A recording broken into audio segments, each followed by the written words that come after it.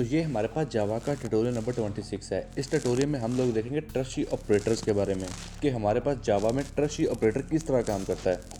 अगर trust tree operator की बात करूं तो जिस तरह हम लोगों ने इफ एल्स पढ़ा था, स्विच स्टेटमेंट्स पढ़ी थी कि हम कोई कंडीशन लगाते थे, उस कंडीशन जब फुलफिल होती थी तो आगे जो ब्लॉक ऑफ कोड होता था वो चलता था।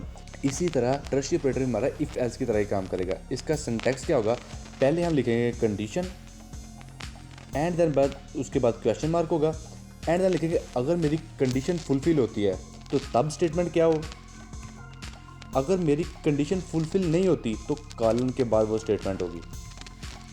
पहले मेरी कंडीशन होगी एंड देन क्वेश्चन मार्क, अगर तो मेरी कंडीशन फुलफिल है तो पहले वाली स्टेटमेंट चलाएगा। अगर मेरी कंडीशन ये फुलफिल नहीं होती तो वो ये दूसरे वाली कंडीशन चलाएगा। ये इसी तरह काम करता है जिस तरह हमारा बूलियन काम करता था कि ट्रू या फॉल्स में। इसमें दो ही कंडीशन होती है, ट्रू या फॉल्स। तो अपने मैं कोड कर लेता हूँ। फॉर एग्जांपल मैं कर लेता हूँ कि मेरे पास दो नंबर हैं और मैंने तीसरे नंबर को, उनमें जो नंबर ग्रेटर हो वो तीसरे में स्टोर करना है। तो मैं क्या करूँगा, मैं लेता हूँ दो भी इंटीजर के, int a is equal to for example मैंने लिया 10, बी इज इक्वल टू मैं लेता हूँ 20। अब मैंने देखना है कि इनमें से जो भी नंबर मेरे पास ग्रेटर हो वो जाके सी में स्टोर हो।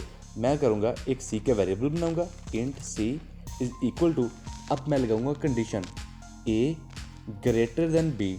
अगर तो ए बी से बड़ा है तो मेरा इसके बाद क्वेश्चन मार्क, अगर तो ये मेरी कंडीशन फुलफिल हो जाती है तो क्या करे, सी में ए को स्टोर कर दे। अगर मेरी ये कंडीशन फुलफिल नहीं होती कि मसलन मेरा बी ए से बड़ा है तो क्या करे, सेमीकोलन के बाद बी लिख दे। अब ये कर क्या रहा है, अब मेरे पास बी क्या है 20, ए क्या है 10।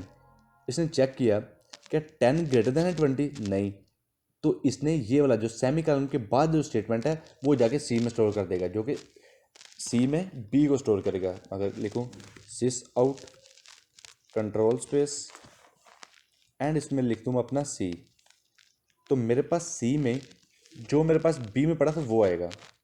इसको रन करूँ तो ये मुझे 20 शो करेगा। अगर इसी तरह मैं ए की वैल्यू ज़्यादा करता हूँ, फॉर एग्जांपल ए की वैल्यू मैं 100 करता हूँ, तो अब जो ए ग्रेटर देन बी है तो ये मेरी कंडीशन फुलफिल हो गई है। तो वो जो मेरे क्वेश्चन मार्क के बाद जो स्टेटमेंट पहली वाली होगी उसे सी में स्टोर कर देगा, वो दूसरी को देखेगा ही नहीं। अब मैं इसको रन करूँ तो ये 100 को मेरे सी में स्टोर कर देगा एंड देन उस 100 को मेरे पास प्रिंट कर देगा। तो ये था मेरे पास ट्रस्ट ट्री ऑपरेटर।